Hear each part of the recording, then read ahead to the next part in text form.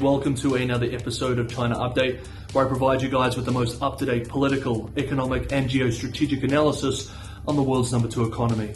My name is Tony. Let's jump in. Okay, happy Saturday everybody. I hope you're enjoying your weekend. Today's episode will be looking exclusively at EU-China relations and specifically the Macron comments which has caused so much controversy this week. Because of this, there will likely be a special episode tomorrow on Sunday covering the other major developments that we need to cover before we move into the new week. Okay, let's begin. It has been an interesting week for EU-China relations.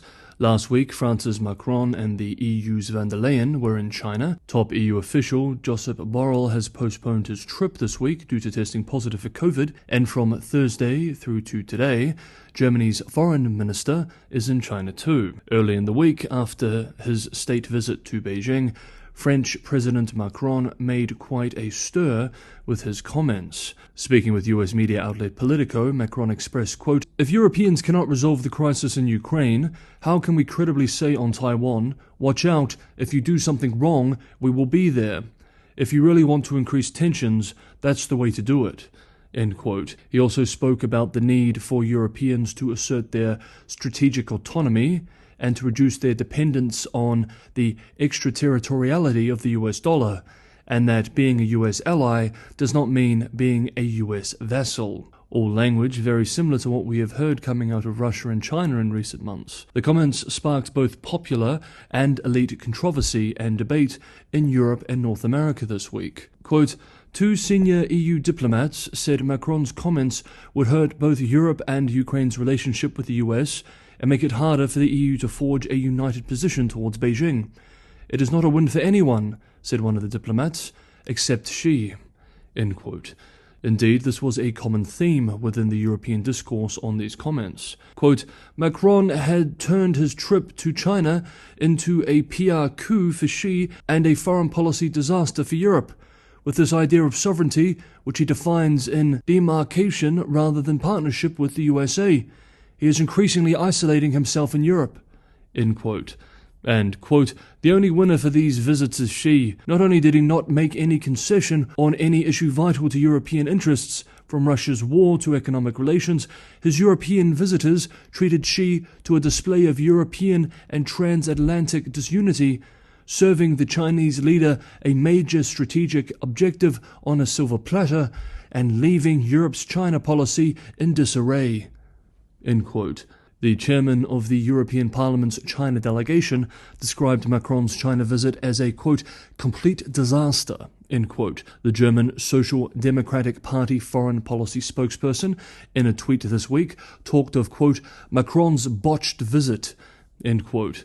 A senior diplomat from Central and Eastern Europe speaking to French media on the condition of anonymity expressed, quote, "President Macron is not speaking for Europe or the European Union. He is unwittingly helping Beijing to dismantle transatlantic unity at the time of war in Europe when it is most needed." End quote. The waves of this controversy didn't just wash up against Western shores either.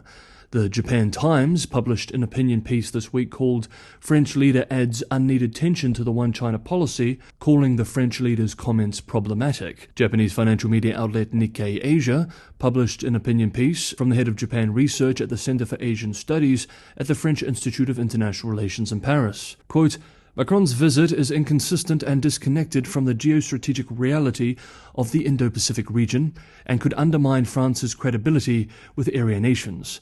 Firstly, this is because Macron gives the impression that he equates the US and China, not distinguishing differences in values and political regimes, while also overlooking the historic alliance that links Paris and Washington.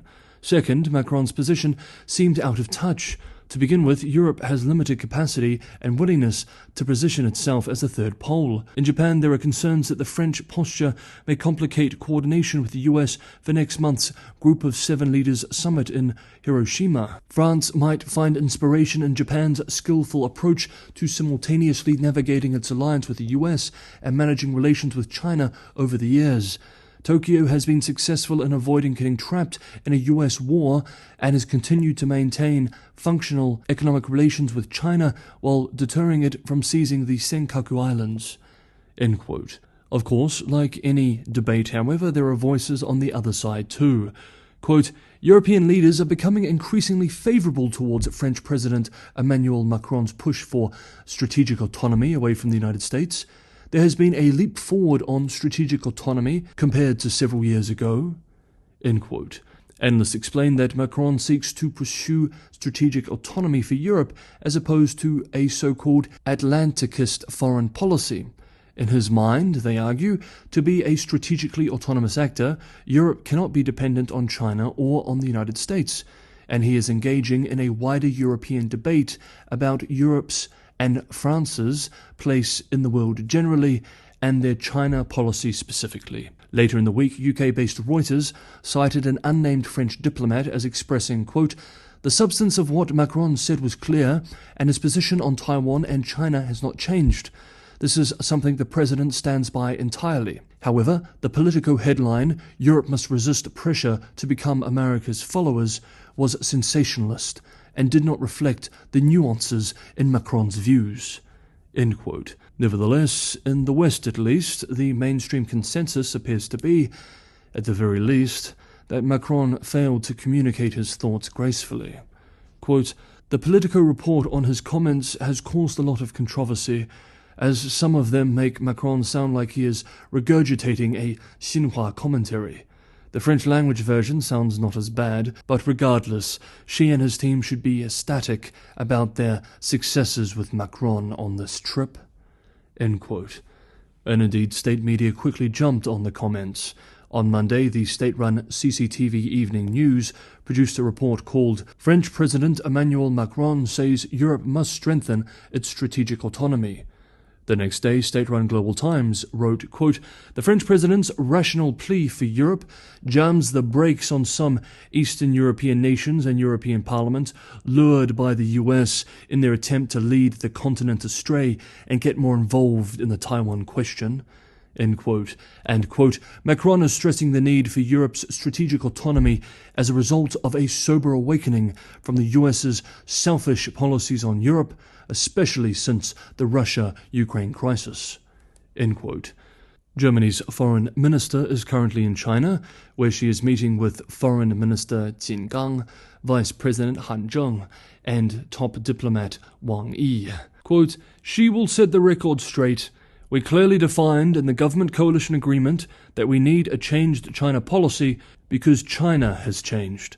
The Chancellor made that clear during his visit. Above all, Scholz also issued clear warnings about Taiwan during his visit last year. End quote.